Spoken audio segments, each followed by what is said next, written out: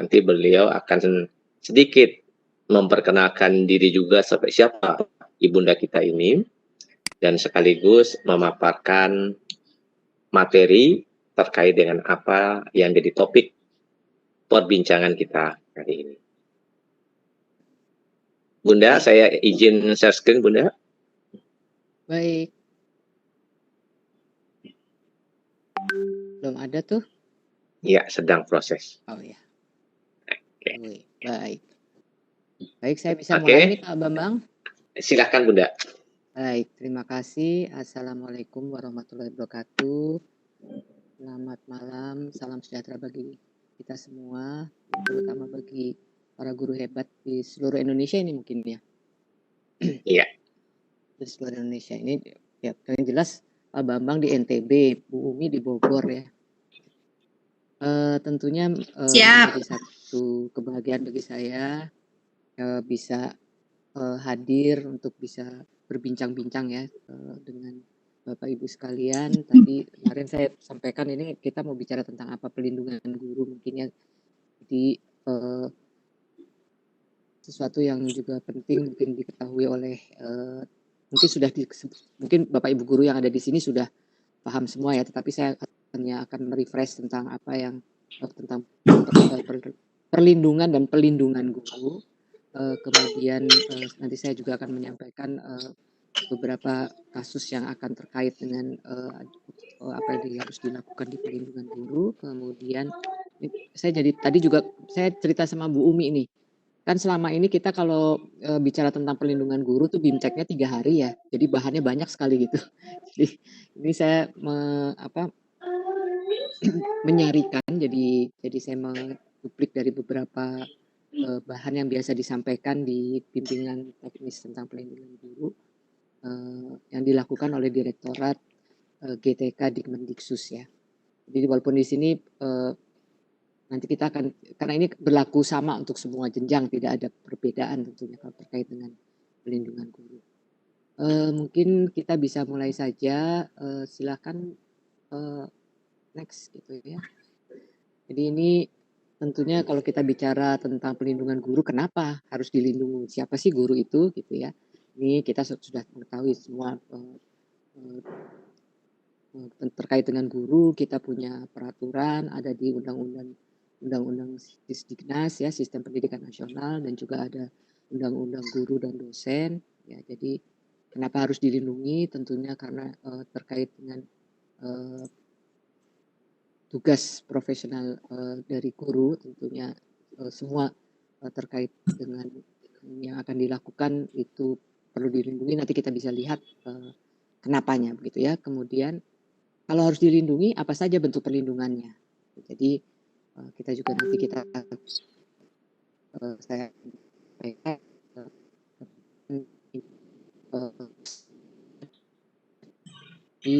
selama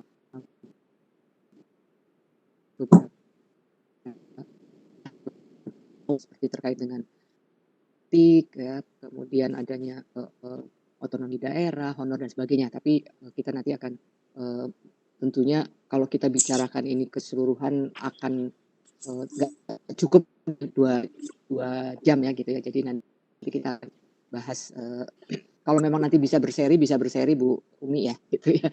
Gitu nanti kita akan bicarakan tentang beberapa hal. Tapi di sini juga seperti saya sampaikan kepada Bu Umi kemarin bahwa tentunya karena kami di Direktorat Jenderal GTK sedang menyiapkan, jadi melihat kembali kegiatan-kegiatan yang harus dilakukan oleh Direktorat Jenderal terkait dengan semua program. Mungkin kalau program-program yang ada sudah diketahui semua, tetapi terkait dengan perlindungan guru ini masih sedang dalam pembahasan ya. Jadi apakah memang nanti ada di dalam sistem di guru belajar tersebut juga ada materi perlindungan guru dan sebagainya, ini sedang dibicarakan. Yang jelas nanti juga saya sampaikan nanti bahwa kami punya data selama ini di Direktorat, karena saya dari Direktorat Pendidikan Menengah dan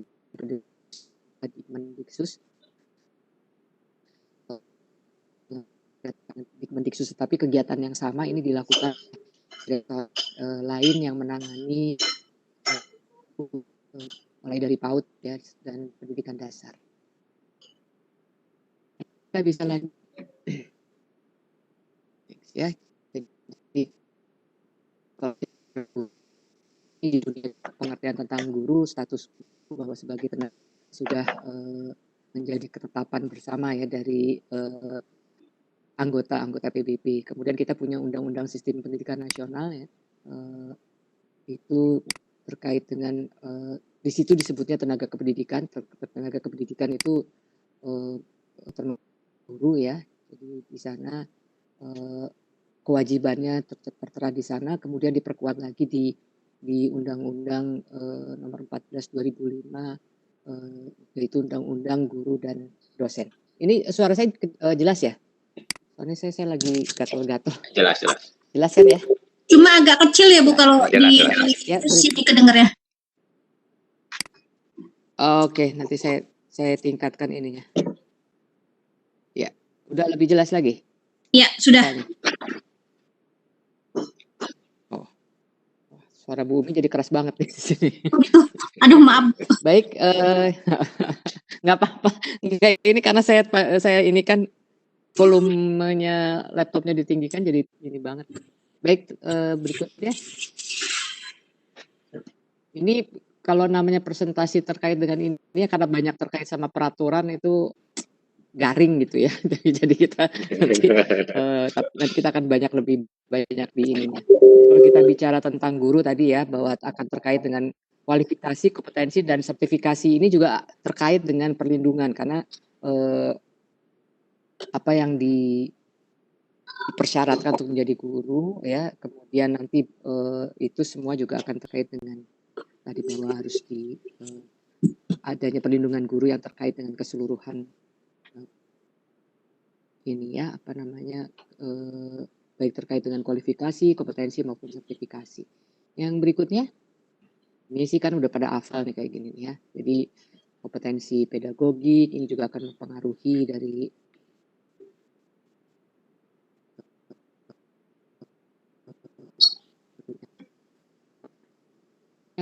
ini kita cepat aja dari ini nih.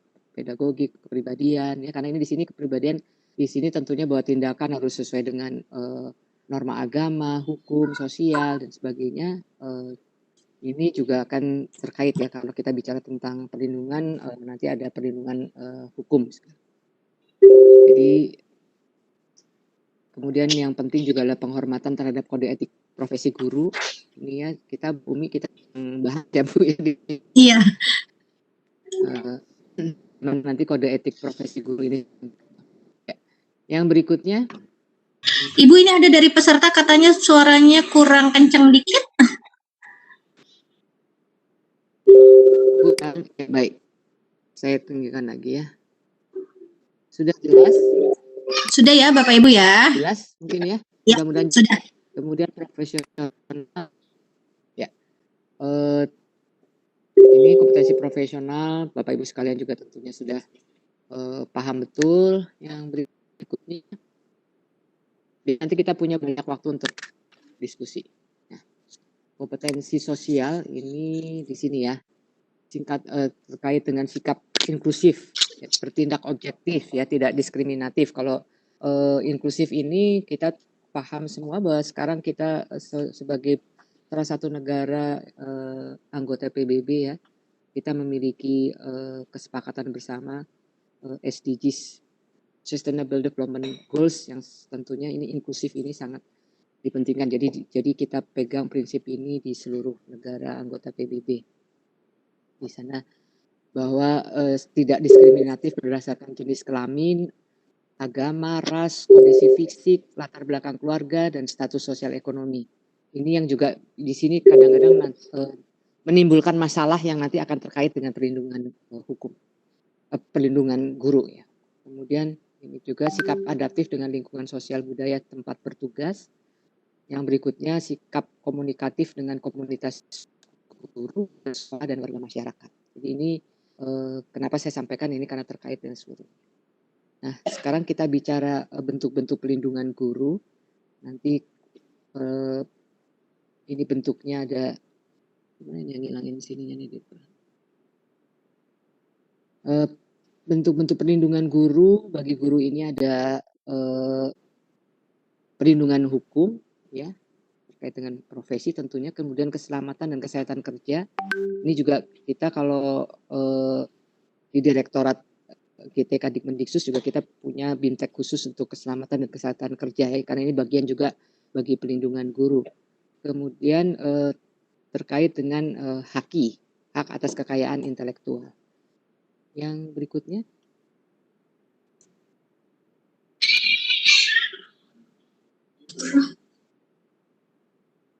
Ya, ini perlindungan hukum.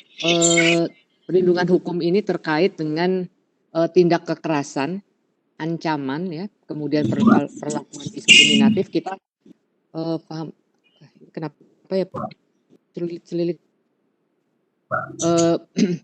banyak hal. Nanti saya juga punya contoh-contoh ya bahwa tindak kekerasan ini baik guru sebagai korban atau ya atau guru sebagai pelaku ya. Jadi sini juga akan tentunya akan terkait dengan perlunya perlindungan guru. Jadi kalaupun guru itu bersalah, tetap aja ada perlindungan ya. Kemudian ini Bu, ini kenapa kertak-kertak ya Bu Umi ya? Di saya enggak kok, Bu. Oh, kok di saya kayak ada yang lempar-lempar itu ya? Lempar-lempar apa, Bu? Maksudnya kertak-kertak gitu. Oh, di saya enggak. Aman di saya. Oh, Ada suara masuk kayaknya. Ada suara masuk. Oke. Ya, jadi kemudian ini ya, atau perlakuan tidak adil dari peserta didik. Ini kita punya contoh-contohnya ya, bahwa guru menjadi korban dari peserta didik, orang tua peserta didik atau masyarakat. Terus juga bukan hanya yang berhubungan langsung, tapi juga guru bisa menjadi mendapatkan dampak dari apa yang dilakukan oleh birokrasi ya atau pihak lain. Ini tentang perlindungan hukum. Kemudian perlindungan profesi. Jadi ini juga ada di peraturan-peraturan. Nanti kita lihat peraturannya bersama. Ini saya sengaja saya balik ya. Jadi bukan peraturannya dulu, tetapi ini terkait dengan apa perlindungan tersebut. Kemudian nanti kita lihat bersama-sama apa yang sudah diatur di undang-undang dan peraturan-peraturan di bawahnya. Jadi perlindungan profesi ya, ini terhadap pemutusan hubungan kerja yang tidak sesuai dengan peraturan perundang-undangan. Ini mungkin kita sering mendengar kasus-kasus seperti ini ya, bahwa pemutusan hubungan kerja beberapa tahun yang lalu kemarin ini kan terjadi juga di Simalungun ya, 1.900 sekitar 1.000 lebih guru. Nanti datanya ada di slide berikutnya. Karena belum memiliki ijazah sarjana diberhentikan oleh bupatinya. Nah ini kan itu terkait, padahal mungkin bukan kesalahan mereka karena peraturan undang-undang peraturan terkait dengan guru harus memiliki ijazah S1 itu kan baru tahun 2005, sedangkan mereka sudah menjadi guru sebelum tahun tersebut. Kemudian ini tadi pembatasan dalam menyampaikan pandangan. Jadi ini juga kita sudah pernah sering mendengar kasus-kasus bahwa guru diberhentikan mungkin kalau mereka terlalu jujur menyampaikan pandangannya begitu, yang mungkin bisa berbeda dengan yang berkuasa di daerahnya, sehingga mereka mendapatkan pembatasan dalam menyampaikan pandangan. Kemudian pelecehan terhadap profesi. Ini juga menjadi kasus-kasus yang pernah terjadi di Indonesia. Juga pelarangan lain yang dapat menghambat guru dalam pelaksanaan tugas. Jadi ini perlindungan profesi ini juga diatur di undang-undang. Kemudian keselamatan tadi terkait dengan K3 ya. Ini tadi di sini banyak guru. Jadi K3 ini bukan hanya guru SMK gitu ya, kayaknya yang sering kan kalau di SMK diajarkan tentang K3 ya, tetapi ini seluruh guru ya semuanya, karena keselamatan kerja ini bagaimana guru bisa betul-betul aman di dalam melaksanakan kerjanya gitu ya. Jadi tidak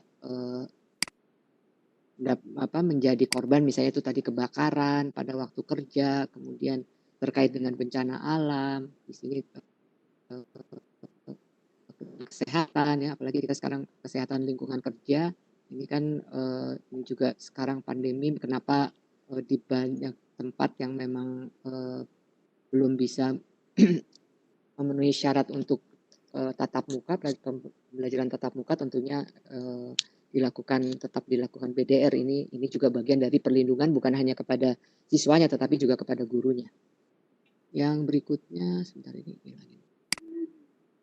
Ini gimana sih ya? Ini nutupin ini saya nih. Aduh, nutupin ya. Enggak, terus kemudian perlindungan haki.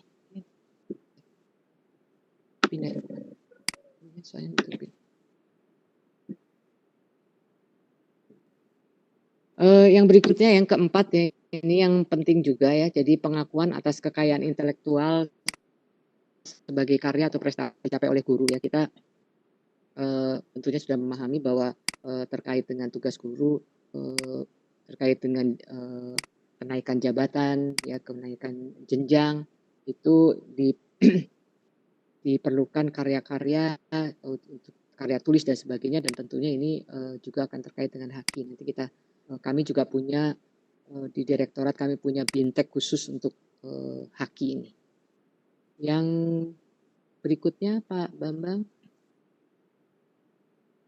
Gimana suara saya masih kedengeran ya? Alhamdulillah masih Bu. Alhamdulillah gitu ya. Jadi ini tadi di pasal 7 tentang guru dan dosen ini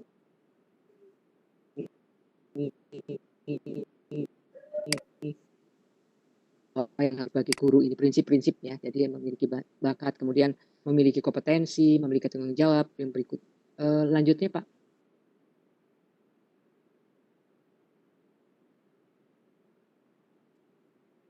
Next. Ya, yang berikutnya. Sebentar, tadi yang nomor 7 Pak. Pasal 7 masih pasal 7. Ya. Ya, ini ya. Jadi di dalam undang-undang guru dan dosen juga disebutkan tadi ya, kenapa perlindungan hukum.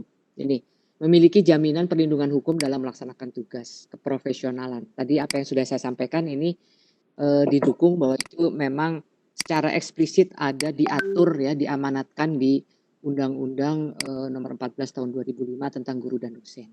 Nah, jadi ini mungkin yang pada waktu saya sering pertemuan dengan guru, mungkin masih banyak yang belum paham bahwa terkait dengan perlindungan hukum ini diatur ya, sudah ada di dalam Undang-Undang Guru dan Dosen. Jadi ini yang tentunya harusnya membuat guru lebih aman tentunya dalam melaksanakan tugasnya. Yang berikutnya, pasal 14 ini hak guru ya, ini akan juga hak guru. Ini pasti sudah hafal ya, kalau hak biasanya hafal. Hak dan kewajiban hafal semua. Dan kadang-kadang ya ini jadi sebentar Pak dari yang halaman sebelumnya ya. Jadi nah ini yang penting nih karena bukan hanya guru sebetulnya, penting buat seluruh ini ya. Termasuk saya tuh jabatan fungsional nih kayak saya gitu. Jadi memperoleh penghasilan di atas kebutuhan hidup minimum gitu ya. Dan jaminan kesejahteraan sosial. Alhamdulillah kita sudah di Indonesia sudah diatur ya. Jadi tunjangan guru, tunjangan profesi guru itu sudah ada gitu. Kemudian mendapatkan promosi dan penghargaan sesuai dengan tugas dan prestasi kerja. Kemudian yang berikutnya memperoleh perlindungan dalam melaksanakan tugas dan hak atas kekayaan intelektual. Nah tadi ini saya lupa nggak saya kuning-kuningin ya. Ini juga yang secara eksplisit ya. Haki tadi perlindungan ya, kata-kata perlindungannya juga sampai dalam satu butir ini kata-kata perlindungannya ada 2 itu. Betapa pentingnya ini perlindungan guru gitu ya. Di sini. Kemudian kompetensi diatur, diamanatkan di Undang-Undang Guru. Berikutnya Pak, ya, dan ini semua kan sudah hafal ini ya terkait dengan hak tadi. Jadi termasuk memiliki kebebasan dalam memberikan penilaian dan ikut menentukan kelulusan, penghargaan. Nah ini kadang-kadang ini yang bisa juga terjadi beberapa kasus yang terkait dengan ini yang seharusnya memiliki kebebasan tapi tidak dibebaskan gitu ya. Ini juga yang menjadi kasus-kasus yang terkait dengan perlindungan guru. Jadi tentunya memiliki kebebasan tetapi juga ada aturannya karena di sini juga sesuai dengan kaidah pendidikan, kode etik guru dan peraturan perundang-undangan. Ya. Kemudian memperoleh rasa aman dan jaminan keselamatan dalam melaksanakan tugas. Nah ini tentunya bagian juga terkait langsung dengan perlindungan guru. Kalau namanya perlindungan tuh pasti mikirnya aman gitu kan. Ya, berikutnya.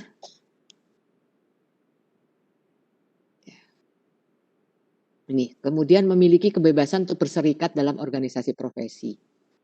Ini terjadi ya di Indonesia ya, sudah banyak sekali organisasi profesi di Indonesia. Jadi dibebaskan gitu ya. Guru boleh memilih mau mengikuti satu organisasi profesi maupun mau sampai 5, sekarang kan banyak sekali ya gitu ya. Terserah gitu oleh kepada masing-masing guru ya. Kemudian juga memiliki kesempatan untuk berperan dalam penentuan kebijakan pendidikan. Ini terus kemudian peningkatan kualifikasi akademik dan kompetensi ini yang banyak sudah dilakukan difasilitasi tentunya oleh pemerintah pusat dan pemerintah daerah. Kemudian memperoleh pelatihan dan pengembangan profesi dalam bidang. Ini hak guru. Ini yang belum hafal harus hafal gitu ya. Baik, yang berikutnya. Ini sekarang tadi bicara hak, kemudian ada kewajiban tentunya. Ini lebih hafal lagi kali kewajiban guru karena sering ditanya gitu kan oleh pengawas gitu ya, oleh kepala dinas ini terkait dengan kewajiban guru. Jadi ini kita lihat bersama-sama, tapi juga yang penting di sini tadi bertindak objektif dan tidak diskriminatif atas dasar pertimbangan jenis kelamin, agama, suku, ras dan kondisi fisik tertentu. Ini juga yang membuat banyak kasus-kasus ya yang nanti terkait dengan bagaimana perlindungan guru harus dilaksanakan. Ya. Karena ini suku, ras dan sebagainya itu tadi apa yang disebutkan di sini jenis kelamin dan sebagainya ini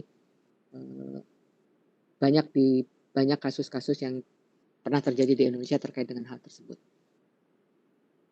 Kemudian yang berikutnya. Ini tentunya juga penting. Ya, menjunjung tinggi peraturan perundangan hukum ya, kemudian kode etik guru, nilai agama dan estetika. Dan yang penting ini memelihara dan memupuk persatuan dan kesatuan bangsa. Jadi kita juga punya beberapa kasus terkait dengan guru yang terlibat dalam kasus bagaimana bukannya untuk menyatukan bangsa malah ikut untuk memecah belah bangsa. Itu juga ada guru yang seperti itu ya. Tentunya bukan yang Bapak Ibu guru yang mengikuti bincang-bincang malam ini ya. Saya tadi belum tanya ya, kalau sadar itu apa ya? Sadar IG itu sadarnya itu apa ya? Singkatan apa ya? Sarasehan dalam jaringan. Oh, sarasehan dalam jaringan. Diskusi dalam jaringan, Bu. Diskusi dalam jaringan. Oh, ininya bagus. Kalau IG singkatan-singkatannya bagus.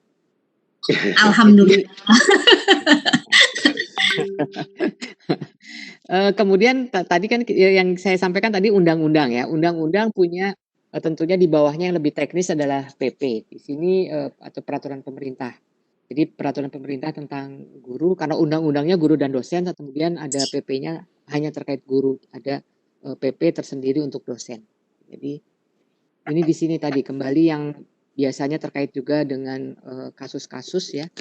Ini tadi sudah saya sampaikan. Jadi di undang-undang ada, kemudian tentunya ada yang lebih teknisnya di PP. Ini terkait dengan kebebasan memberikan sanksi kepada peserta didiknya yang melanggar norma agama, norma kesusilaan, norma kesopanan. Karena ini yang sering juga menjadi pemicu ya dari timbulnya kasus-kasus di baik di sekolah maupun di luar sekolah yang terkait ya termasuk pada siswanya atau orang tua siswa atau masyarakat. Ini ada terkait dengan ini. Yang berikutnya.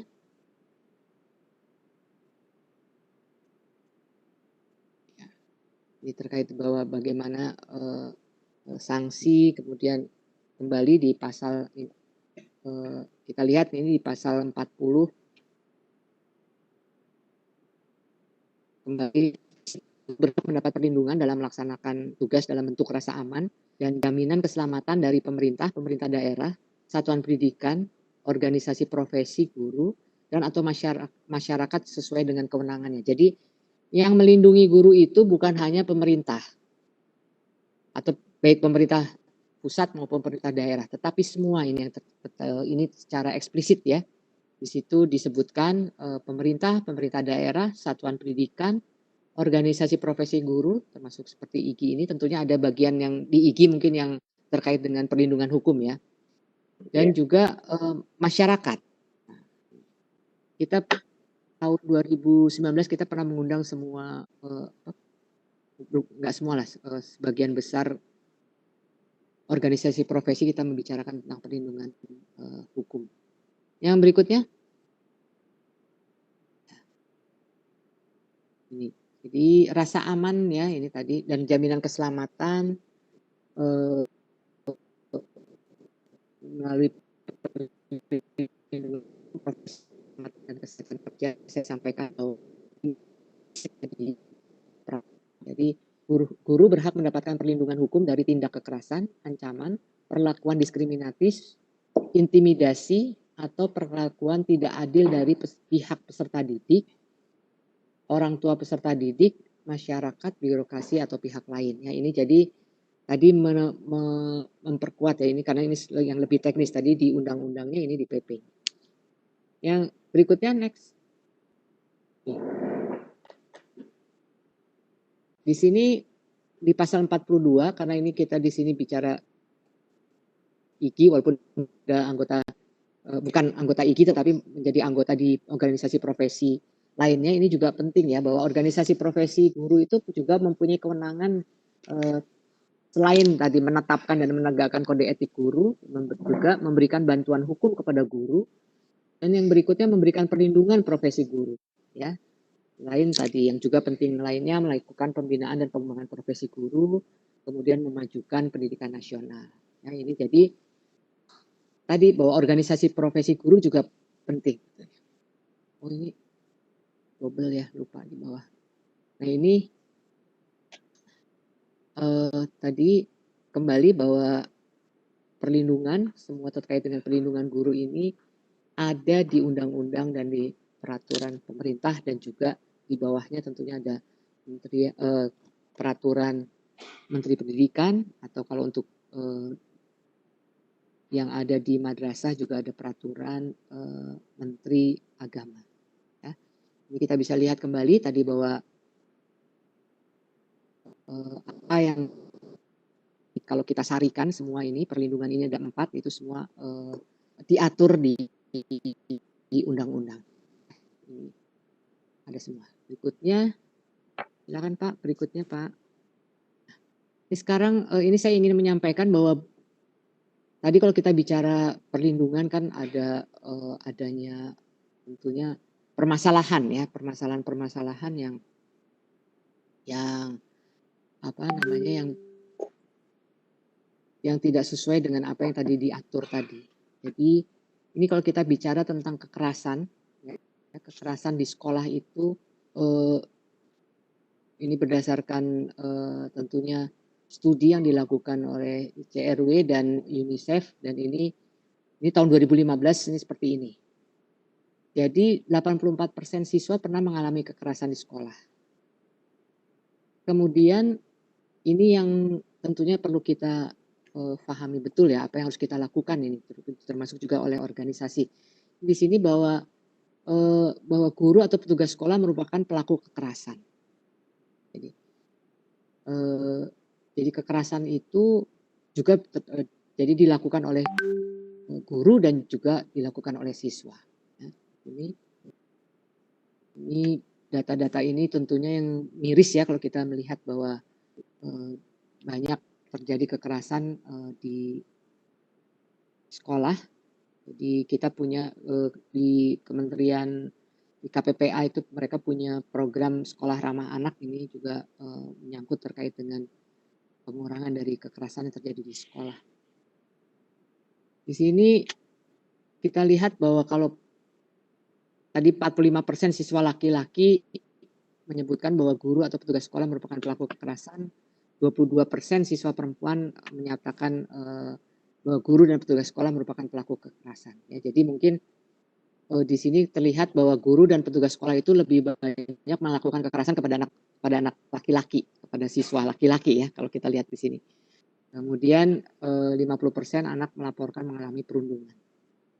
Ini yang belum ada mungkin studinya berapa persen, jadi guru yang mengalami kekerasan oleh dari siswanya dan atau orang tua siswa. Ini ya saya sendiri belum mendapatkan datanya. Berikutnya,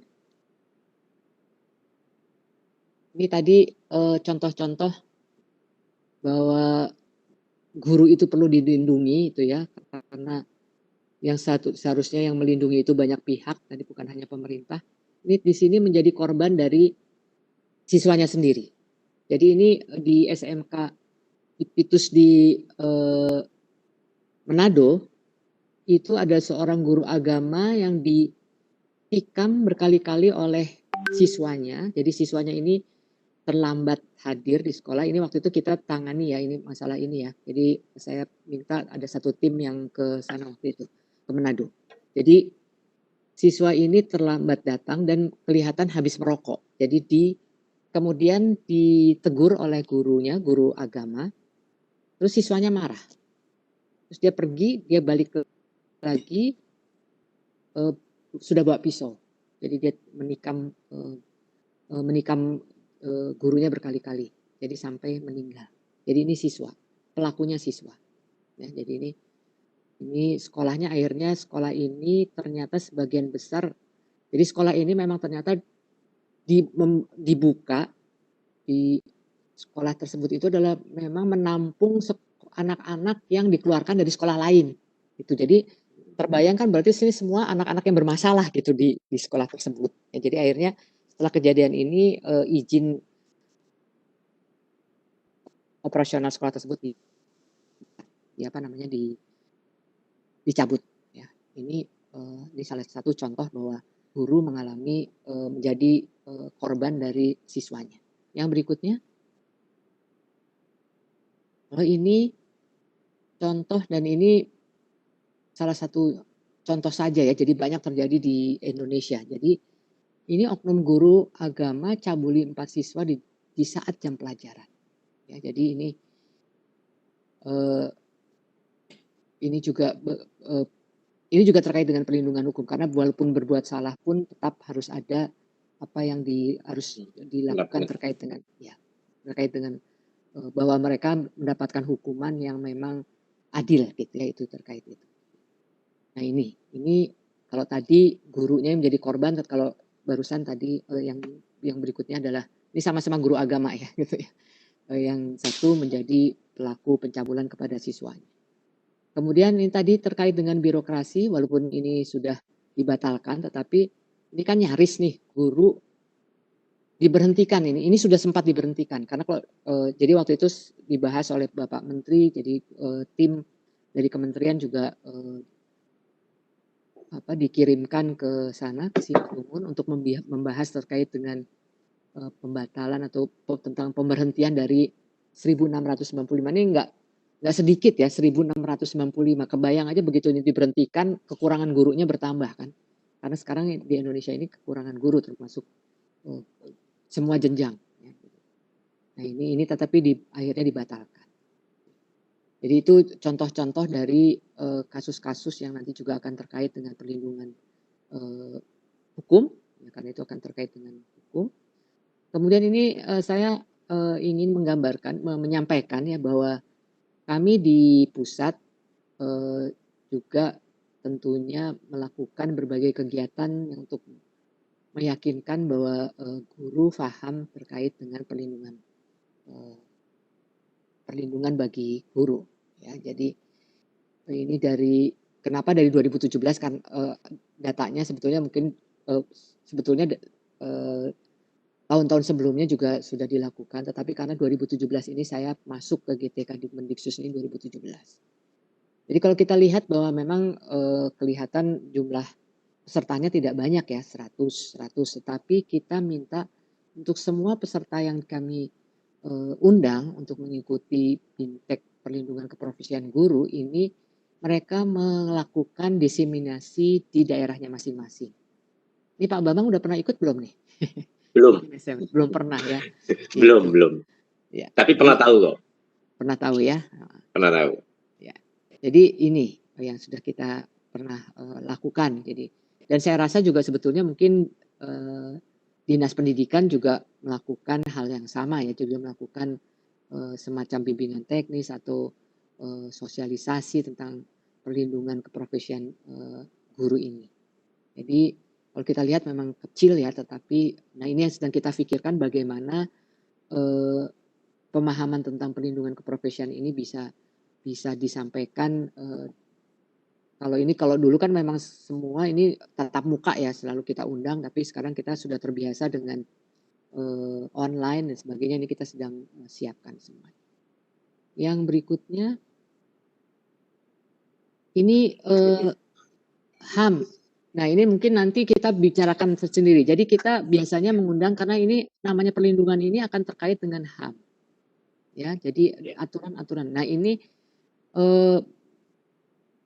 Bu Umi, Pak Bambang mungkin dan Bapak Ibu guru lainnya mungkin nanti kita bisa bahas karena ini, tapi kita bisa lihat selintas ya, kita lihat aja bersama-sama dulu. Tapi ini HAM itu biasanya kita punya tim dari memang dari Komnas HAM ya, Komnas HAM kemudian menyampaikan ya. Jadi ini tentunya semua juga terkait ya, karena guru itu manusia gitu ya.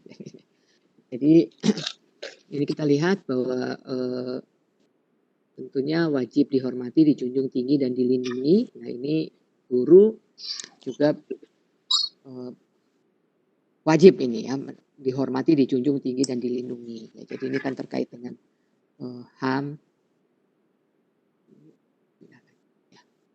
Jadi kehormatan, perlindungan harkat dan martabat manusia. Ini kan umum ya, umum, berlaku untuk umum dan juga termasuk guru. Berikutnya, ya, ini HAM itu terkait dengan kebutuhan ya. Terus ini juga terkait bagaimana kebebasan, tapi bebas tentunya tidak sebebas-bebasnya karena kita juga punya peraturan. Yang berikutnya, ya, ada yang terkait dengan pendidikan ada di bawah. Lanjut aja. Nanti ini bisa dipelajari sendiri lah kalau. Nah, ini dari versi ini memang paparan saya ambilkan, jadi ambil dari paparan-paparan dari para narsum saat kita melakukan BIMTEK ya. Ini pelanggaran hukum ini yang perlu diketahui mungkin ya, bahwa kadang-kadang banyak yang melanggar itu tidak sadar bahwa dia sedang melanggar hukum gitu. Jadi ini definisi hukum, kemudian unsur hukum ini ya, mengatur tingkah laku dan tindakan manusia. Jadi berisikan perintah dan larangan untuk melakukan sesuatu atau tidak melakukan sesuatu. Jadi guru pun tentunya terkait dengan aturan-aturan tersebut ya. Ini kan peraturan hukum ditetapkan oleh lembaga atau badan yang berwenang untuk itu.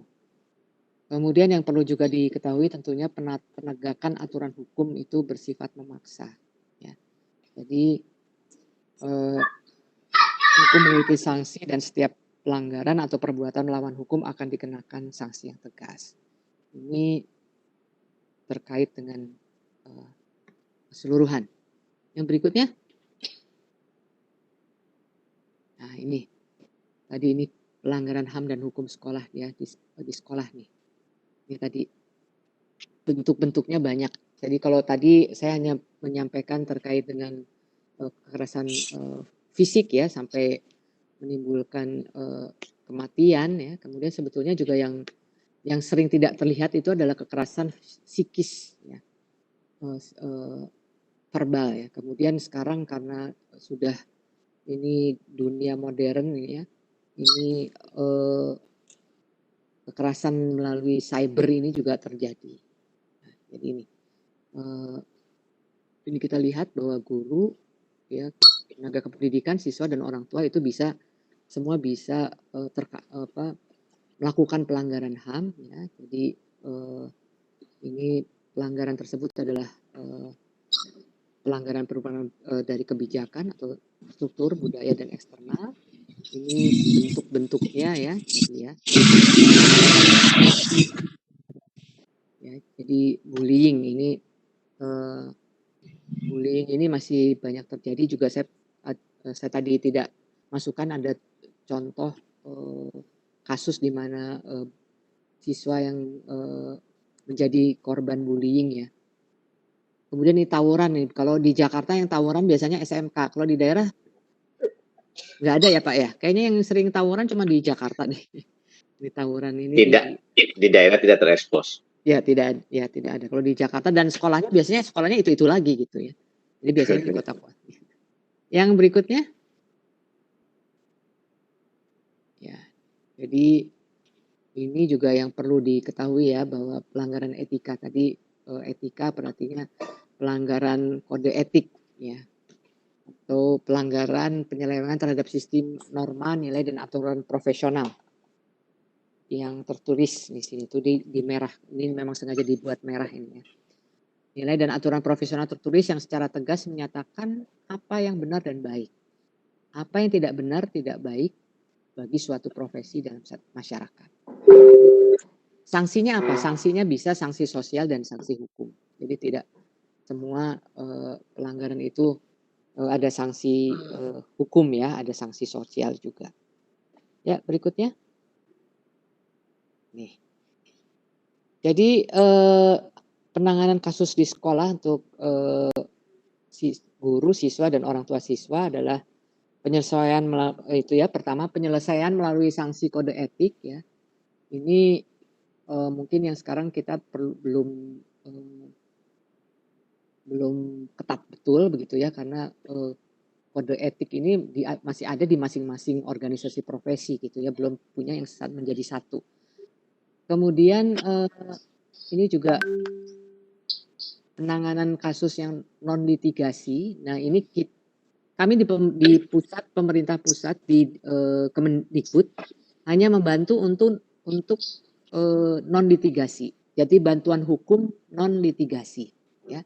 Jadi adalah non litigasi itu kalau belum sampai ke proses hukum. Jadi masih penyelesaian kekeluargaan, konsultasi, mediasi itu kami punya program bantuan kepada untuk guru terkait dengan kalau terjadi tadi pelanggaran hukum ya, tapi belum sampai ke proses hukum. Jadi kita bisa membantu di sini. Yang berikutnya, ini aspek HAM terkait dengan perlindungan bagi guru.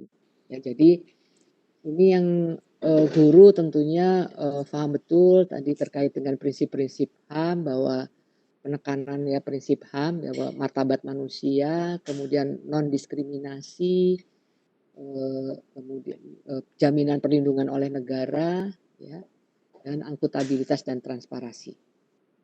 Ini yang terus jadi Komnas HAM ini punya program-program yang bersama-sama dengan Direktorat Jenderal GTK untuk menyampaikan, mensosialisasikan ya untuk pemahaman terkait dengan HAM ini gitu ya, karena tentunya tidak akan selalu terkait dengan, karena ya tadi saya sampaikan ya, kita semua yang baik siswa, orang tua siswa, guru itu semua manusia. Ya, jadi ini juga yang perlu tentunya adalah upaya strategis sebagai bentuk tanggung jawab negara memberikan perlindungan bagi aparaturnya dalam menjalankan tugas termasuk guru. Jadi negara memiliki tanggung jawab untuk hadir. Ya. Itu silakan selanjutnya. Next. Nah, ini kalau Bapak Ibu sekalian ingin mempelajari lebih lanjut ini ya, ini teman-teman dari Komnas HAM ini referensinya yang digunakan adalah ini. Jadi termasuk dari Permendikbud juga gitu ya. Jadi ini yang mungkin semua guru ini harus paham betul. Ini kita punya Permendikbud 82 tahun 2015 tentang pencegahan dan penanggulangan tindak kekerasan di lingkungan satuan pendidikan. Jadi ini saya ingat betul ini kita membuatnya pada saat Pak Anies ya menjadi menteri. Karena tadi bahwa kekerasan pada ini tidak bisa dihentikan gitu ya. Jadi salah satu upaya untuk penanggulangannya adalah kita harus memiliki aturan ya yang jelas terkait dengan penanggulangan tindak kekerasan di lingkungan satuan pendidikan. Kemudian kode etik guru ini tentunya kita di Kemdikbud sedang memfasilitasi organisasi profesi guru di Indonesia untuk bisa membuat bersama-sama kode etik guru ini. Yang berikutnya, ini yang diingatkan oleh Komnas HAM ya, profesi guru bukanlah profesi yang tidak tersentuh atau kebal hukum. Jadi semua itu, jadi HAM melekat pada semua individu, guru, siswa, dan orang tua. Ya, jadi ini yang perlu pemahaman bersama ya, jadi memiliki tanggung jawab atau kewajiban untuk saling menghormati. Ya. Kemudian sehingga kekerasan dalam bentuk apapun tidak dilakukan oleh siapapun. Ya. Kemudian yang juga penting adalah kita harus mengubah mindset ya. Ini yang kalau zaman dulu mungkin namanya disiplin itu selalu dengan kekerasan gitu ya. Padahal ini banyak yang bahwa positif disiplin itu ada dan ini perlu mungkin dibahas oleh mungkin Igi nanti bisa membahas bagaimana sebetulnya penerapan positif disiplin gitu ya bersama-sama ini pemahaman tentang positif disiplin gitu supaya tidak terjadi lagi korban-korban baik guru maupun siswa ya terkait dengan kekerasan. Jadi itu mungkin yang berikutnya sudah selesai ya. Jadi itu dari saya mungkin untuk untuk mengingatkan Bapak Ibu sekalian saya rasa sudah paham semua sudah tadi hak kewajiban terutama ya hafal paham. Nah ini kita sekarang jadi kalau memang ada tadi ada tanya jawab saya juga mau bertanya juga ya Pak nanti gitu ya. Bukan hanya menjawab gitu. Pak Bambang aja yang ditanya ya Bu ya. gitu ya baik mungkin itu mudah-mudahan ini bisa untuk menjadi bekal kita gitu ya. Jadi kami juga tadi saya sampaikan bahwa kami di Direktorat Jenderal ini tentunya ingin selalu memberikan yang terbaik bagi guru. Jadi nanti kita bisa mendapatkan masukan, mungkin juga terkait dengan kita perlu membuat satu semacam kumpulan dari kasus-kasus yang pernah terjadi yang mungkin kami tidak memahami tidak tahu gitu ya mungkin terjadi di daerah tetapi karena ditangani langsung oleh dinas setempat jadi kita tidak mengetahui tetapi ini menjadi kita perlu untuk punya satu kumpulan permasalahan yang pernah ada di Indonesia dan bagaimana penanganannya apakah peraturan yang ada itu sudah cukup untuk bisa menanggulangi masalah-masalah yang pernah terjadi mungkin itu yang saya nanti kita bisa bahas mungkin ada teman-teman guru yang ada di sini bisa menyampaikan gitu ya. Jadi itu Pak Bambang silakan saya mau boleh minum dulu ya. Boleh. Oke Bapak dan Ibu sekalian, guru-guru hebat se-Indonesia, tentunya apa yang sudah dipaparkan ada satu hal yang mungkin menjadi bahan pertanyaan atau yang akan diangkat pada kegiatan diskusi kita. Untuk itu, Bapak dan Ibu bisa mengajukan pertanyaan dengan dua cara. Bisa dengan raise hand, dan juga bisa Bapak dan Ibu dengan bertanya langsung. Nah, untuk sesi pertama ini, saya izinkan Bapak dan Ibu untuk bertanya secara langsung. Namun jika Bapak dan Ibu terkendala dengan jaringan yang kurang memadai, Bapak dan Ibu bisa menulisnya pada kolom chat. Oke, Bapak dan Ibu, saya persilahkan bagi Bapak dan Ibu yang ingin bertanya, silahkan bisa bertanya secara langsung. Untuk itu, Bapak dan Ibu bisa menulis dulu di kolom chat siapa yang ingin bertanya. Oke, Bapak dan Ibu, silakan Bapak dan Ibu.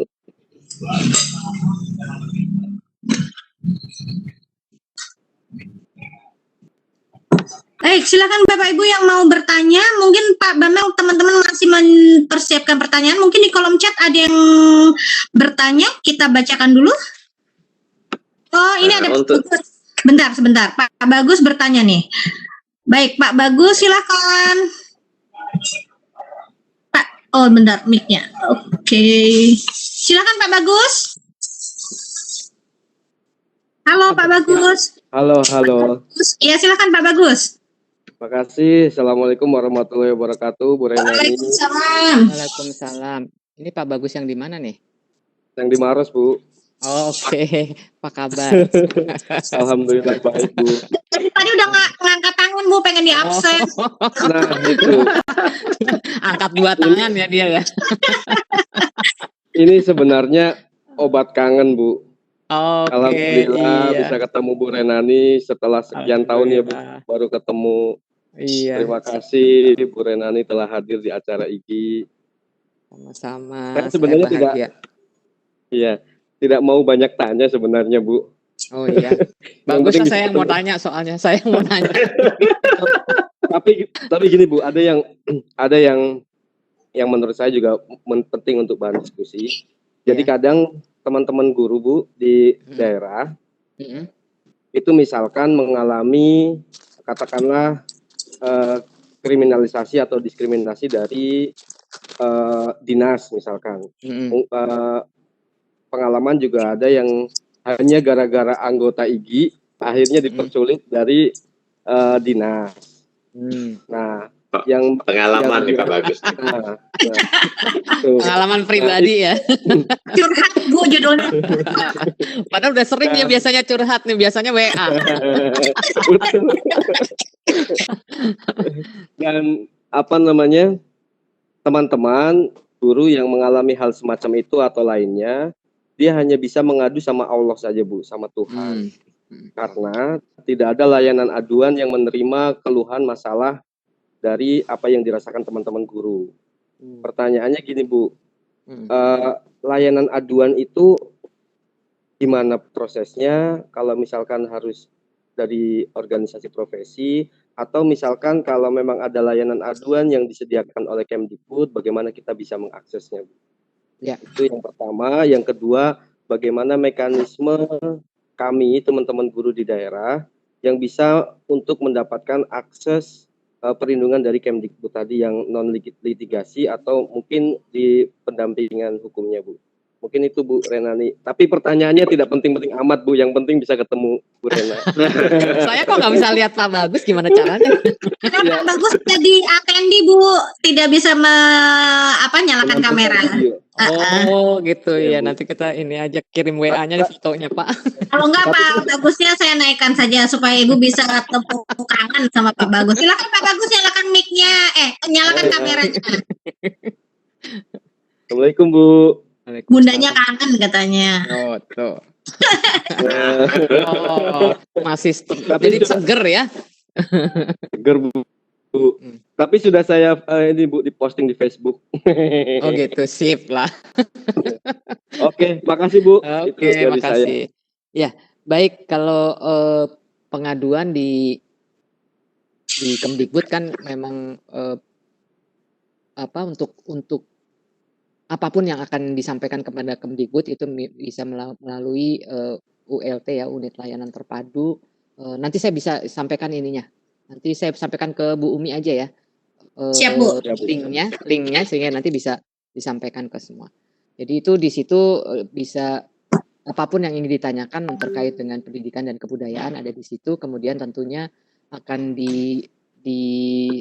akan ditindaklanjuti sesuai dengan kewenangan masing-masing ya, karena banyak hal yang disampaikan untuk kepada pusat kepada Kemdikbud, tetapi itu adalah kewenangan yang harusnya ditangani oleh daerah, oleh dinas, yaitu kita kembalikan. Terus apalagi tadi, karena pertanyaan nggak penting jadi nggak ditulis deh. Layanan aduan, Bu. Layanan aduan. Ya, itu layanan aduan itu di situ. Jadi layanan aduan itu kita tidak ada yang khusus untuk perlindungan, tetapi layanan aduan keseluruhan macam-macam lah. Yang mau nanya tunjangan, yang mau nanya apa tuh di situ gitu, terkait dengan menanyakan peraturan di situ ada. Nanti yang linknya saya sampaikan ke Bu Umi nanti ya. Siap Bu. Terima kasih, Bu. Sudah Pak Bagus? Kemudian tadi Sudah. untuk mendapatkan bantuan non litigasi ini ya bisa belum. Itu ya tadi bantuan untuk non litigasi. Oh iya ya. Siap. Saya lagi mau jawab ya. Jadi walaupun saya nggak mencatat, saya ingat kok. Gitu, ya. Walaupun saya udah 60. Makanya udah expired, nggak bisa jadi direktur. Udah 60. Jadi bantuan non litigasi itu bisa didapatkan tentunya dengan menyampaikan kepada Direktorat Jenderal GTK, nanti akan ditindaklanjuti sesuai dengan kewenangan masing-masing ya. Jadi kalau untuk yang Dikmendiksus nanti ke Direktorat Dikmendiksus, kemudian yang lain Dikdas ya ke Dikdas, begitu di tangan masing-masing. Dan selama saya di GTK dari 2017 itu kita pernah membantu penanganan untuk di Medan ya, kemudian tadi yang di Manado. Jadi non litigasi itu selama belum masuk ke proses hukum, jadi belum ke pengadilan gitu ya, itu bisa kita bantu. Tetapi kalau sudah masuk ke pengadilan kita tidak bisa bantu. Biasanya kita hanya dipanggil diundang untuk menjadi saksi ahli ya, itu kita akan membantunya di situ. Itu mungkin ada apa lagi yang bertanya? Adanya yang nanya, ada link absensinya kah Bu? Katanya.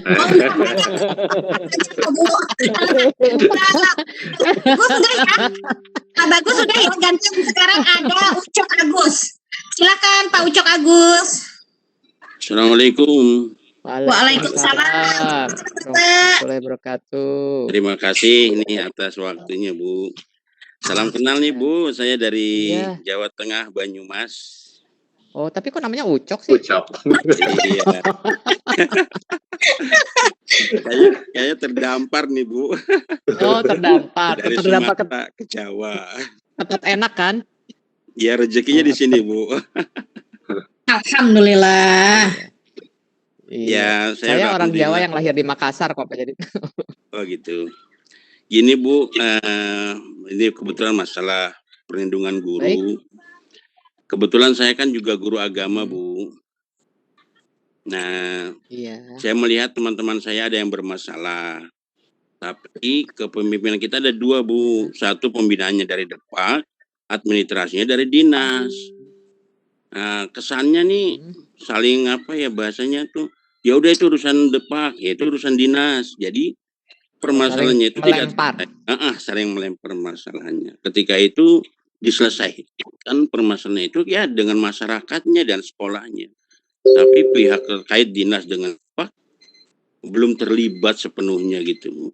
Nah, dualisme ini juga menjadi kendala Bu. Kita juga bingung sekali nih. Kayaknya dianaktirikan gitu loh. Bingung mau melangkah. Nah, karena dua-duanya berfungsi. Satu membina, satu administrasi. Nah, kalau ada misalkan ada kesalahan di dinas, kita bisa lari ke Depak. Kalau lari ke Depak bisa di-handle ke dinas. Nah, sedangkan dengan Depak kadang-kadang juga tidak memberikan solusi yang baik buat guru agama, ya buat guru agama khususnya begitu.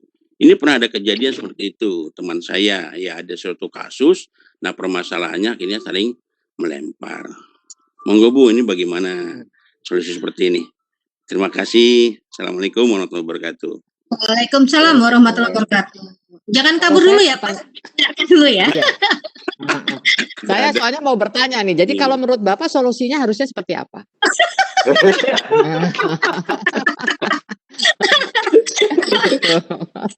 Maksudnya kalau satu kan kalau misalkan satu ya Bu, ada khusus itu kita langsung tembak aja bisa. Tapi kalau dua kayak begini, lari kemana ya? Oh, entar dulu gitu. Dan nanti misalkan penangannya salah dalam satu segi, nah segi aturan begini terjadinya dualisme semacam itu kurang baik lah bagi saya begitu.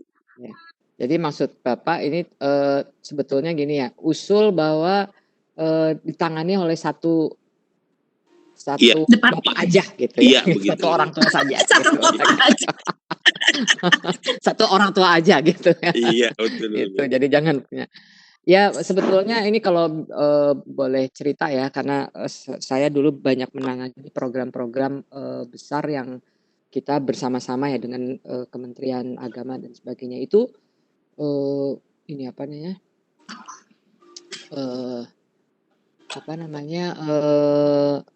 Memang pernah ada dibahas terkait dengan pendidikan itu sebaiknya dijadikan satu ya, tapi tentunya dengan pertimbangan-pertimbangan itu kira-kira dulu 15 tahun yang lalu itu sudah pernah dibahas. Tapi tentunya ada pertimbangan-pertimbangan lain sehingga pemerintah menetapkan bahwa untuk pendidikan ini, walaupun semua peraturan sebetulnya terkait dengan pendidikan tentunya berasal dari Kementerian Pendidikan ya. Tetapi tadi ya mungkin secara administratif itu ada di Kemenak, Dinas. Dinas dan Kemenak ini yang tentunya. Ini pembinaan. Ini menjadi satu juga yang sedang dibahas tentang tata kelola guru. Jadi Pak Menteri ini kan sekarang banyak melakukan pembaharuan ya, jadi termasuk dengan tata kelola. Jadi ini menjadi satu juga yang sudah dicatat, bukan hanya dicatat ya, itu menjadi satu poin yang akan dibahas gitu. Mudah-mudahan nanti akan ada solusi terbaik ya, karena setahu saya di guru agama itu juga ada yang memang diangkatnya oleh, kalau seperti di Jogja ya, saya nggak tahu di Jawa Tengah gitu ya, jadi dinas guru oleh dinas gitu. Iya. Jadi diangkat dinas Bu.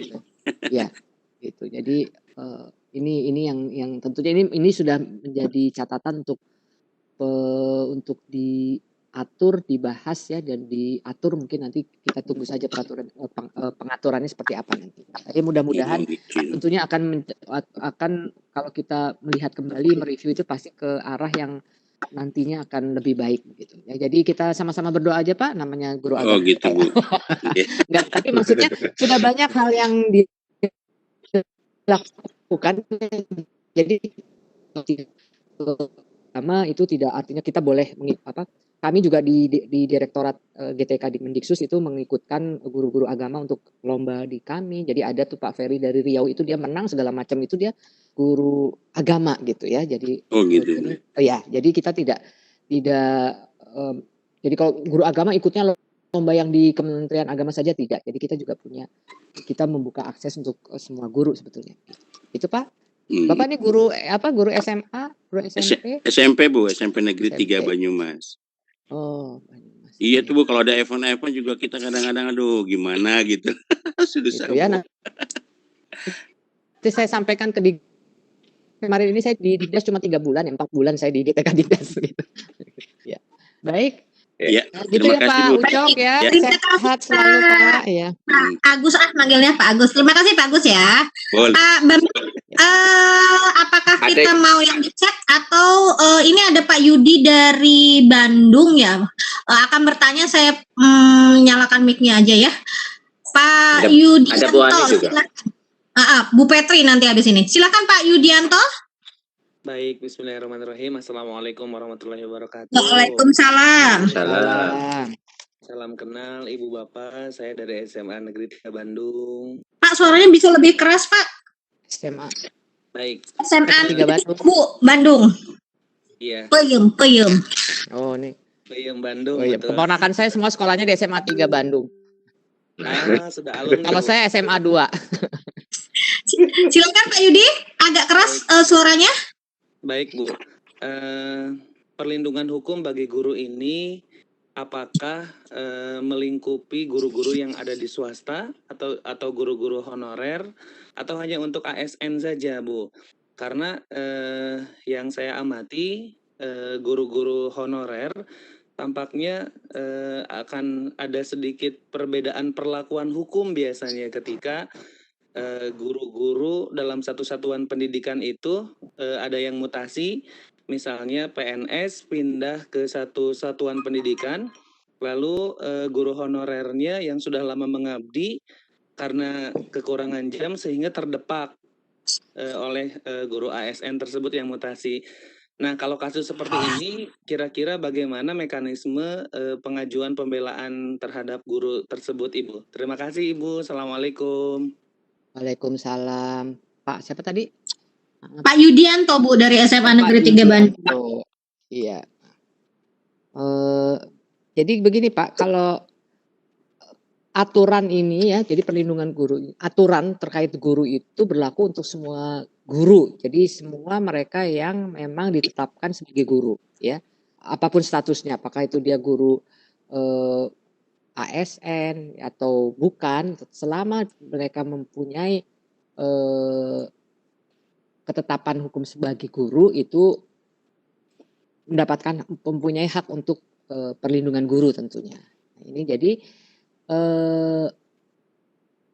jadi termasuk honorer, karena honorer pun kalau honorer tersebut itu memang ditetapkan ya, bukan honorer yang siluman gitu ya. Jadi honorer yang memang ditetapkan yang resmi dan sebagainya, mereka punya untuk perlindungan hukum. Tetapi terkait dengan itu tadi bahwa mutasi dan sebagainya itu adalah tentunya kewenangan dinas ya, yang mereka akan tentunya ada pertimbangan tertentu mungkin terkait dengan jumlah yang bisa dibiayai dan sebagainya. Jadi itu kemudian selama itu kan kalau misalnya ada perjanjian antara guru dan sekolah atau dengan dinas ya, itu tentunya kita bukan kami ya, maksudnya yang akan dilihat itu adalah perjanjian-perjanjian tersebut begitu, bahwa kalau mereka memang menandatangani bahwa status kapanpun juga bisa diganti atau diberhentikan, itu ya secara hukum itu perjanjian itu legal ya, jadi tidak ada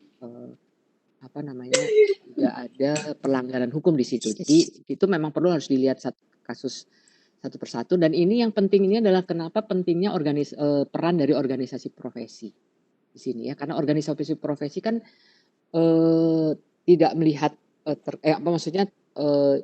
bukan birokrasi gitu ya, jadinya ini di mana tadi di peraturan pun juga sudah ditentukan bahwa organisasi profesi itu punya peran di dalam perlindungan hukum. Nah itu perlindungan guru ya, jadi perlindungan kan tadi ada 4 macam itu, termasuk perlindungan hukum. Nanti di situ peran itu yang sangat penting gitu Pak. Dan kemudian tadi bahwa terkait ini pun juga kalau nanti kita punya permasalahan, kita juga bisa melihat dari aturan HAM tadi ya, jadi apakah memang betul-betul sebetulnya itu haknya itu dihilangkan dan sebagainya, itu juga kita bisa lihat dari undang-undang atau peraturan perundangan HAM tadi. Itu Pak Yudi. Baik, terima kasih Ibu. Pak Bambang, satu lagi tadi ada saya lihat Bu Petri ya, maksudnya biar tanya jawabnya interaktif ya. Bu Petri silahkan. Bu Petri mah cuma Bu Petri pernah ikut katanya gitu. Enggak, ada pertanyaannya kok Bu. Ada pertanyaan. Oh gitu. Silakan nyalakan kameranya Bu Petri. Oke. Nah. Halo Ibu sayang. Bu Rena nih. Assalamualaikum. Iya, waalaikumsalam. Nggak kelihatan tuh, nggak ada kameranya tuh. Nyalain dulu, Bu Petri cantik. Masih cari kerudung tuh. Cari kerudung. Apa tahu kok? Udah pakai kerudung, nggak muncul ya? Ini ya, kameranya. Udah pertanyaannya kalau nggak muncul. Iya, selamat malam juga Pak Bambang. Selamat malam. Udah lama nggak ketemu nih, orang sibuk S3 soalnya. Oh, Bu Petri lagi kuliah lagi. Sedang S3 Bu Petri. baru selesai kandidat ini asesor grup penggerak sesi malam nih, baru selesai jam 7 baru. Oh dia ada jadwal Ibu sama Pak Bambang. Aduh, cepet gitu kan. Buru-buru ya, iya.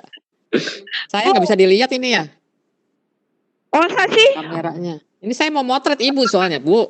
iya, saya juga udah rekam nih masa iya kamera nggak nongol. Apa karena sinyalnya ya? Sinyalnya kayaknya Bu ada tanda segitiga soalnya. Bu, pertanyaannya Bu karena Ya, masih pertanyaan. bagian yang Kalau dulu kan GTK Dikman itu kan ngadain setiap tahun itu kan program pelindungan si guru tuh. Petri ikut tuh sudah dengan seleksi gitu kan. Dulu kan membuat Petri lulus seleksi terus diundanglah Betul. 100 dengan karya tulis terbaik itu kan sana ada sesi diseminar segala macam lah. Nah yang materi Ibu sampaikan ini dulu dibagi-bagi ada Komnas HAM yang menyampaikan Bu Retno kan gitu kan. Terus Ya, ada iya. tindak lanjut untuk program-program berikutnya buat kami guru-guru ini Bu. Itu selain adanya sosialisasi gitu Bu. Kangen jalan-jalan maksudnya. Buka kartu. Nggak ada jalan-jalan Bu, nggak ada karena pandemi masih berlangsung, gitu ya. Jadi kalau program-program ya tentunya program-program karena kita sekarang kan tadi Ibu nyatakan bahwa Ibu sekarang sedang ikut itu ya pelatihan guru penggerak. Pelatihan apa? asesor Kan itu, asesor. Asesor, ya. Asesmennya dia. Seleksi Iya, asesor. Seleksi, ya. ya Bu. Ya itu. Jadi dan program-program lain semua nanti bisa diikuti saja itu segala mesosnya Dijen GTK pasti nanti mendapatkan informasi terkini terkait dengan program-program yang berikutnya. Karena ini kalau kita awal tahun ini kan kita masih bahas ya karena ada beberapa yang masih perlu direvisi begitu ya setelah pembahasan kembali dengan DPR dan sebagainya. Itu ya Bu ya. Dan yang jelas jalan-jalan sih nggak ada deh Bu. Soalnya sekarang semua Ya Ibu. Ya benar sih Bu. Nanti benar Bu. Benar 5 juga Petri ke Singapura Bu insya Allah. Tapi lagi nyelesain seleksi ini dulu. Dari Kemdikbud Bu ada program scholarship ke Singapura sekitar berapa bulan gitu. Oke, sip. Ibu tuh ngajar apa ya Bu Petri ya? Kimia kimia Bu, itu, Bu. kan yang sisanya itu loh Bu. Chemistry iya, kimia. selalu di hati. Bu Chemistry, Petri hati. selalu di Iya. hati.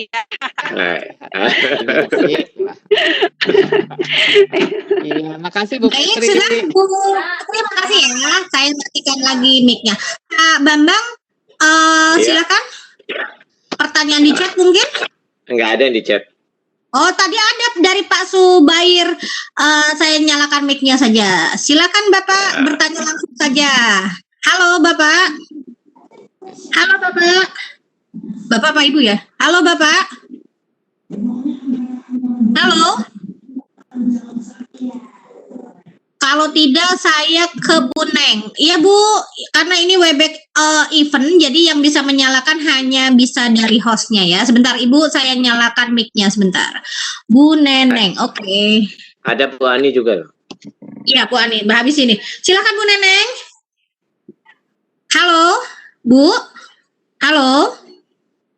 Suara Bu Umi ini benar-benar nggak bisa bikin orang bangun nih.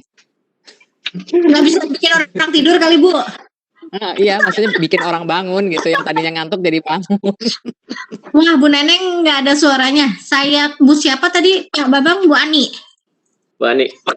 Bapak Ibu kalau mau bertanya langsung sama Bunda Rena nih, silahkan ini ya, raise hand di kolom chat. Karena ini Webex-nya Webex event, jadi berbeda dengan Webex meeting. Bu Ani, sebentar. Silakan Bu Ani. Halo Bu Ani. Halo. Halo. Ya, Nggak Bu ada Ani, suaranya. silakan. Nggak ada suaranya Pak Bambang. Ini tertenggelam oleh suaranya Bu Petri tadi nih. Oh. Baik, mungkin Pak Bambang mau bertanya sama Bunda Rena nih. Silakan sambil menunggu pertanyaan dari teman-teman. Oke, ini sekedar berbagi aja nih Bunda. Ya. Beberapa kasus yang pernah pernah kami ketahui di sini di daerah. Itu yang pertama terkait dengan guru-guru yang tidak memiliki sertifikat pendidik. Jadi mulanya mereka diangkat sebagai guru, namun karena tidak memiliki sertifikat pendidik, jabatan fungsional gurunya akhirnya dicabut menjadi tenaga struktural. Nah, apakah ini memang seperti itu alurnya atau bagaimana? Itu yang pertama. Nah, yang kedua, ini sekadar apa ya? Saya ingin tahu juga pendapat Ibu dah. Antara idealisme seseorang dalam melaksanakan tugas dengan apa namanya, intimidasi kekuasaan birokrat. Kira-kira gimana nih Bu, menurut Ibu nih? Jadi di satu sisi kita menjalankan tugas sesuai dengan tupoksi kita, namun di satu sisi terkadang ada tekanan-tekanan dari birokrat. Nah, biasanya ini sih dialami oleh beberapa teman-teman yang tanda kutip punya posisi. Biasanya teman-teman kepala sekolah, teman-teman pengawas dan sebagainya itu kadang-kadang akhirnya dilema gitu. Nah, ini sedikit aja dari saya. Silakan Bu. Ya, yang pertama terkait dengan sertifikasi ya, karena memang itu ada di undang-undang ya. Jadi bahwa guru itu harus memiliki sertifikat pendidik, itu tercantum di undang-undang. Jadi kemudian semua aturan-aturan lainnya yang menjadi jabaran dari undang-undang, baik PP ya, kemudian apa namanya, ada peraturan Menteri Pendidikan, itu semua mengacu di undang-undang tersebut. Tentunya itu aturan ada di undang-undang, ya saya rasa mungkin semua daerah kalau paham mereka tidak akan berupaya untuk tidak melanggar ya undang-undang tersebut tentunya. Jadi kenapa seperti tadi yang saya sampaikan ada kasus ini apa namanya di Simalungun itu mereka memberikan, tetapi ini kembali ke daerahnya masing-masing ya, karena kewenangan untuk pengangkat apa maksudnya penempatan dan sebagainya itu ada di daerah masing-masing. Jadi seperti yang kasus di Simalungun tadi 1.600 sekian tadi kan, mereka yang tidak punya malah mereka sebagian malah tidak punya, bukan sarjana gitu ya. Tapi kembali bisa dilihat itu jadi keputusan itu berada di masing-masing ya, karena bagaimana itu juga akan terkait bahwa masalah di masing-masing, kalau memang ternyata memang di daerahnya tidak ada yang punya sertifikat, Mas, kan tetap harus punya guru kan begitu. Nah, jadi itu memang itu ya dilema mungkin yang dirasakan oleh dinas dan kepala daerah ya itu ya. Jadi tapi sekarang ini juga sedang dilihat kembali terkait dengan pendidikan profesi guru. Jadi Direktorat Jenderal GTK dan pihak terkait sedang melihat kembali bagaimana proses jadi bagaimana pendidikan profesi guru ini bisa dilakukan sebaik mungkin. Jadi seperti ini yang sekarang ini waktu selama ini kan guru-guru, terutama guru-guru di SMK ya, karena mau ikut sertifikat pendidik juga LPTK-nya tidak ada. Tidak ada tuh. Gitu kan. Jadi kan bukan salah gurunya kan gitu. Kan bukan salah gurunya. Iya. Terus udah gitu, tapi tidak ada. Jadi udah lulus tes, nunggu. Jadi nunggu lulus tes untuk pendidikan profesi, untuk PPG ya, pendidikan profesi guru, tapi tidak bisa mengikuti karena memang belum ada. Jadi ini yang juga sedang dibahas kembali, karena pertama kali waktu Pak Mas Nadiem itu menjadi menteri, itu kami semua dirjen dan direktur malah gitu waktu itu diundang, terus diminta untuk menyampaikan masalah yang paling urgent di masing-masing direktoratnya. Itu salah satu masalah yang saya sampaikan. Jadi untuk pendidikan profesi guru, terutama bagi guru SMK itu yang apa namanya, yang mereka mau menunggu berapa lama gitu ya kan, kita sampai tidak tahu karena di LPTK-nya tidak ada. Jadi kan itu harusnya kerjasama LPTK dengan, kalau memang tidak punya yang pertanian misalnya begitu kan, bisa LPTK bekerjasama dengan Fakultas Pertanian di universitas yang ada di daerahnya gitu kan. Seperti itu yang dulu pernah kami lakukan beberapa puluh tahun yang lalu. Waktu saya masuk tuh tahun 2005, dulu kita punya program guru pendidikan guru untuk pertanian itu di kerjasama antara dulu IKIP Jakarta dengan IPB begitu ya. Jadi bisa